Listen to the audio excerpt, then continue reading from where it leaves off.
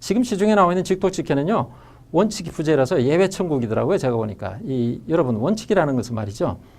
일반화가 가능하려면 최소한 8, 90% 적용이 가능해야 돼요. 너무 예외가 많으면 안 되는 거예요. 그 다음 보니까 쉬운 문장만 가지고 해요. 쉬운 문장만 가지고. 어려운 문장으로 넣으면 적용이 안 돼. 그 다음에 덩어리 소리 개념 부재. 덩어리 소리 개념이 없어요. 이게 방송하고 매치가 안 됐단 말이죠. 읽기, 듣기, 쓰기, 말하기가 합작이 된 프로그램이 아니에요. 오로지 읽기만을 위해서 따로 빼낸 거예요. 얼핏 보기 좋은데요. 실제로 문제가 심각합니다. 그건 직독직해가 아니라 직독난해더라고요. 직독난해. 한글로 읽긴 읽어요. 근데 이해가 잘 안 되는 문장들이 너무 많아요. 잘못된 직독해 훈련에 대해서 이 시간 잠시 짚어보겠습니다.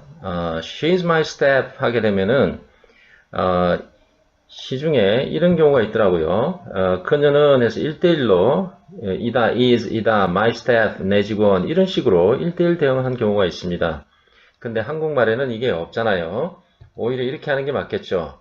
그녀는 내 직원이다 이렇게. 그래서 여기서 하나 끊고 나머지는 같이 한꺼번에 하는 게 한국말에 맞는 거죠. 이게 짧으니까 she's my step이라는 문장이 짧으니까 지금은 그녀는 이다 내 직원 해도 알아듣죠. 근데 이게 길어지면 문제가 됩니다. 예를 들어서 she's my staff 그녀는 she's my staff who is on maternity leave 이 문장이 있다고 칩시다. 만약에 1대1 대응 법칙을 쓰게 되면 이렇게 되겠죠.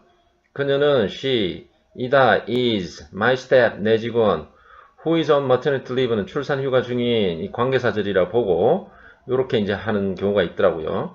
근데 이게 한국말에 이런 말이 어디 있습니까? 그녀는 이다 내 직원 출산 휴가 중인 이런 세상에 조합이 어디 있습니까? 저는 깜짝 놀랐습니다. 이렇게 아주 유명한 학원에서 이렇게 가르치고 있는 것으로 깜짝 놀랐습니다. 이거는 말이 되질 않습니다. 나중에 심각한 문제가 야기되죠. 이해가 되는 게 아닙니다. 이게 가르치시는 분은 이미 내용을 너무 잘 알고 영어식 사고가 이미 있기 때문에 그냥 이해가 될지 모르나 한국에서 자라나고 국내에서 영어 공부를 하는 사람들은 이런 식으로 해서는 전혀 이해가 될 수가 없습니다. 차라리 이렇게 하는 게 나을 수가 있습니다. 그녀는 예를 들어서 그녀는 출산 휴가 중인 내 직원이다. 예를 들어서 여기서부터 who is on maternity leave를 관계사 처리를 해서 보통 우리가 이렇게 가르치게 되잖아요. 차라리 이렇게 하는 게 낫습니다. 이런 직독직해보다는. 그러나 더 좋은 방법은 오히려 요거라고 볼 수 있죠. 문장이 길어지면 예를 들어서 she 그녀는 내 직원인데 그래서 my step 여기서 하나 더 자르고요. who is on maternity leave를 다시 풀어서 또 다른 문장으로 그녀는 출산 중이다. 이렇게 하면 문장이 긴 것을 바로 줄줄줄 이해할 수가 있죠. 그래서 크게 두 덩어리 개념으로 본 거죠. She's my step이라는 덩어리 하나, 그 다음 who is on maternity leave 한 덩어리 하나. 이렇게 해서 두 덩어리로 보고 컨셉을 가는 것이 훨씬 더 자연스럽고 좋습니다. 이것이 영어식 사고방식이죠. 이것이 고수 영어의 19-2원리입니다. 요게 19-1원리고요. 요게 19-2원리입니다. 그래서 문장이 짧을 때는 1원리를 적용하고 길어지면 2원리를 적용해야 됩니다. 그래서 이게 시중에 이런 것들이 가르쳐지고 있다는 것이 저는 너무나 놀라웠습니다. She's my step, 그녀는 이다 내 직원. 이렇게 쉬운 문장일 때는 이게 돼요. 그래서 쉬운 문장만 계속 적용을 해놓은 거예요. 이런 방식을.